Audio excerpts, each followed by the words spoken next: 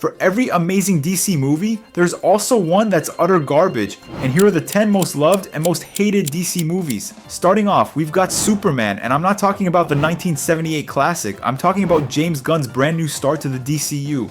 To put it simply, the entire future of DC was riding on it, and after all the chaos and disappointment, Gunn actually did it. He did it. I did it. He did it. Now, was it a perfect movie? No, it was a bit messy and overstuffed with characters, and you could feel it rushing to set up a dozen different spin-offs. But the one thing it had that DC has been missing for a decade was heart. What a joke.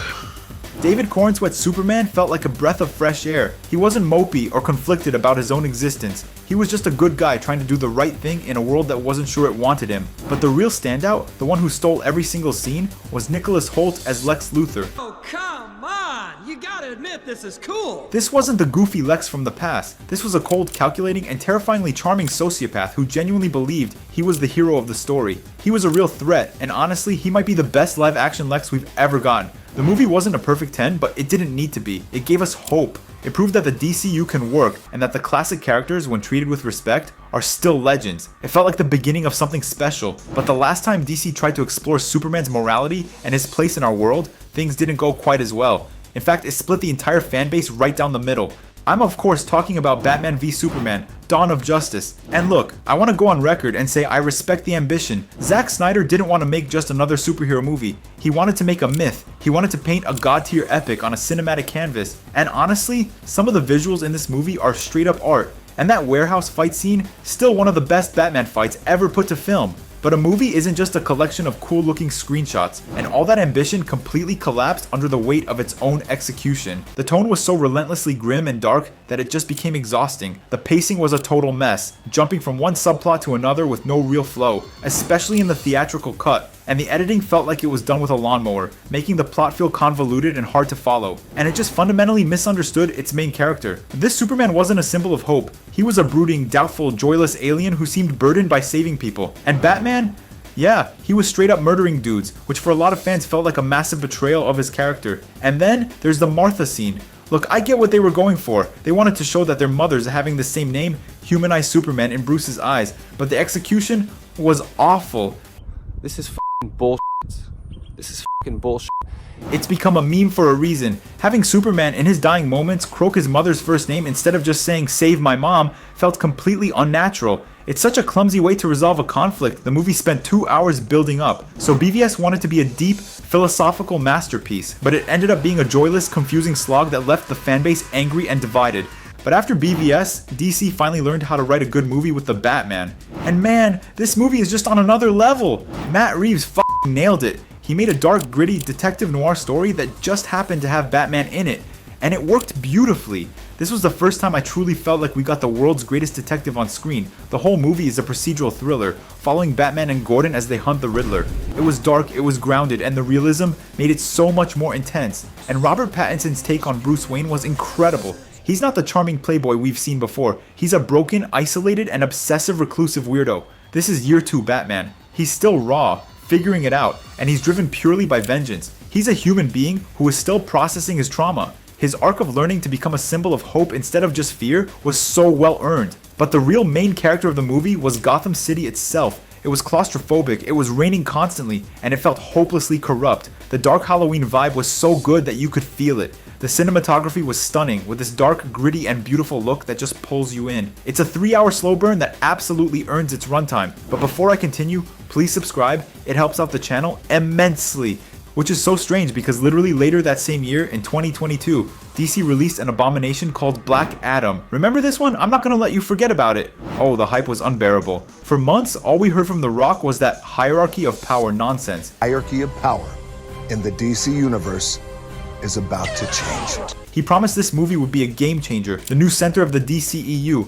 And what did we get? We got a movie that was so bad, so soulless, it almost felt like a parody of itself. And the action? It was a mess. Just a non-stop spectacle, one giant, loud sequence after another. But the story? What story? It was a paper-thin plot that felt like it was written by a marketing committee. The tone was completely confused. It couldn't decide if it wanted to be a dark, edgy anti-hero movie or a fun, kid-friendly blockbuster. So it tried to be both, and failed at both. The whole thing felt rushed and had zero emotional weight.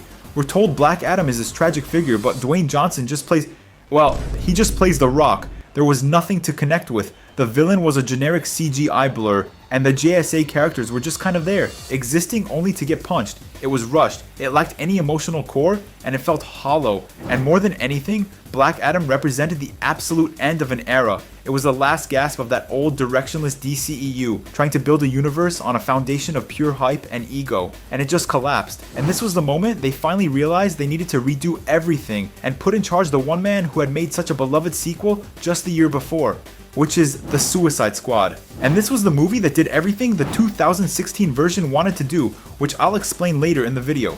After the studio butchered the first one, Warner Brothers gave James Gunn total creative freedom, and you can feel it in every single frame. This movie is violent, it's hilarious, it's weird, and it's unapologetically itself. Gunn has this magical ability to take the most ridiculous D-list characters and make you care deeply about them, and I mean deeply. Let's talk about Polka Dot Man. This is a guy so haunted by his abusive mother that he literally sees her face on everyone. It's played for laughs, but it's also rooted in something dark and real, a deep trauma that shapes who he is. Gunn takes this walking joke and gives him a story that's both pathetic and incredibly human. And then there's Ratcatcher 2. She's the absolute soul of this movie. In a team full of killers and psychos, she's the emotional core, the one who brings real heart to the chaos. Her backstory with her father, and her belief that even the lowest creatures like rats have purpose, gives the entire story its meaning. Even Peacemaker, who is literally a douchey Captain America, is a fantastic character. He's this walking contradiction who'll kill anyone, men, women, and children, in the name of peace.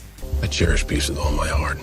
I don't care how many men, women, and children I need to kill to get it. And that perfectly sets up his big heel turn against the team. It just felt so refreshing and so much fun. And besides Peacemaker, it wasn't trying to set up a sequel. It was just a great, self-contained, R-rated movie that perfectly balanced gory chaos with a heartfelt story about broken outcasts finding a family. But not every team-up worked that way, especially when DC first tried to force one together.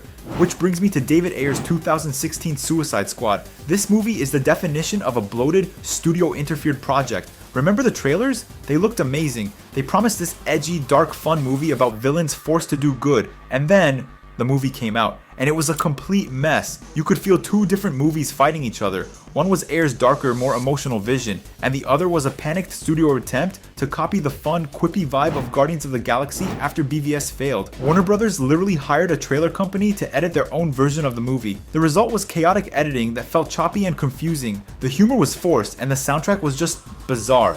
It wasn't a score, it was a playlist of popular songs dropped every 30 seconds with no rhyme or reason. It was like they were screaming to the audience, "Look how fun we are." And the worst part? Jared Leto's Joker. What the f*** is this? All that hype, all those method acting stories, for what? His performance was almost completely left on the cutting room floor. He was hyped up as a main character and ended up being a glorified cringy cameo with a damaged tattoo on his forehead. The film had so much potential with characters like Harley Quinn and Deadshot, but it was absolutely butchered in post-production. But after that chaos, DC finally gave us something pure, a movie built on sincerity and heart. And I still remember how I felt walking out of Wonder Woman in 2017. It felt nice! After the darkness of BVS and Suicide Squad, this movie was a vibrant, optimistic blast of fresh air. The first two acts were genuinely great. Patty Jenkins wrote Wonder Woman really well, and Gal Gadot's acting wasn't bad or good. It was just fine. She was powerful, yes, but she was also compassionate, curious, and endearingly naive. Her journey from the paradise of Themyscira to the horrors of World War I was the perfect way to frame her story, and the chemistry between her and Chris Pine's Steve Trevor was the heart of the whole film. It was charming, it was funny, and it was genuinely emotional. The No Man's Land sequence is a highlight that captured the entire spirit of Wonder Woman better than entire movies. Now look, did it stumble a bit in the third act? Yeah, the big floaty CGI boss battle with Ares was a letdown and felt like it belonged in a different, worse movie. It was that same generic, messy, explosion-heavy finale we'd seen 100 times before, but still, the heart of the film was so strong that it overcame that weak ending. But speaking of solo films, in 2023 came The Flash, and DC somehow tripped over time itself. Where do I even begin with this one? This movie was stuck in development hell for years, and honestly, it should have stayed there. It was supposed to be DC's big multiverse resetting event. Instead, it turned into a multiverse level mess. First, let's just get it out of the way. The CGI. It is some of the worst visual effects I've ever seen in a blockbuster movie. That whole Chronoball sequence with the floating rubbery looking cameos was just baffling. Like, how did this even get released? The only real highlight was Michael Keaton returning as Batman, and yes, it was great to see him, but that's the problem. The movie relied entirely on nostalgia to make you care. It used Keaton as a cheap emotional shortcut because its own story and its own main character were so weak. Any real emotion from the plot, like Barry trying to save his mom, was completely buried under the weight of bad CGI, empty spectacle, and lazy fan service. By this point, everyone was already burned out on multiverse stories thanks to Marvel, and this just felt like a bad late copy. It was chaotic, ugly, and disappointing, a film that ultimately meant nothing. But for every dumpster fire of a movie, there's a masterpiece, one that reminds you why superhero films can still feel legendary. And honestly, The Dark Knight isn't just one of the most loved DC movies, it's one of the greatest films ever made. Period! Christopher Nolan didn't just make a comic book movie, he made a grounded, realistic, sweeping crime epic. It's a story about morality, escalation, and the soul of a city. It took the superhero genre seriously and elevated it into high art. Everything in this movie is masterful. The tension is unbearable, the practical effects are stunning, and the writing is razor sharp. It's a complex story about organized crime, public corruption, and surveillance, and it all revolves around one impossible question: what happens when an unstoppable force meets an immovable object?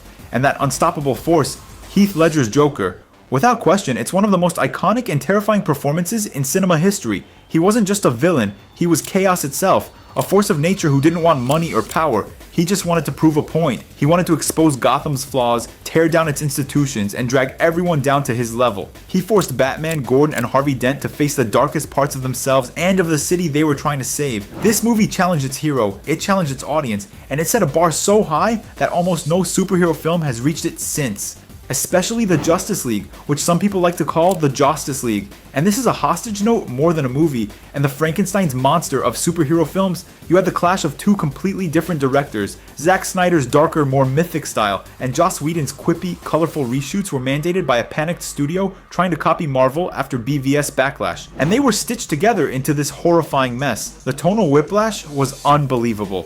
One second, it's a somber scene about gods and monsters, and the next, Flash is falling on Wonder Woman's chest for a cheap, cringy joke. The forced humor felt completely out of place and just wasn't funny. The CGI was famously, infamously bad. They spent millions of dollars on digitally removing Henry Cavill's mustache for the reshoots, and the result was this uncanny valley nightmare. This looked like a character from a PlayStation 3 cutscene, and Steppenwolf was one of the most generic, boring villains ever. A cartoonish CGI mess with no real motivation in the theatrical cut. The story was rushed, underdeveloped, and felt completely soulless. It was the lowest point for the entire DCEU. It was a film made by a committee, driven by panic, and it had zero artistic integrity. It was an embarrassment for everyone involved and for all the fans who had waited decades to see this team on screen. And thank God they released the Snyder Cut, which is just so much better in every way. And yeah, that's it. If you enjoyed this video, please don't forget to like, subscribe, and let me know what DC movies you hate or love. And check out my latest video right here.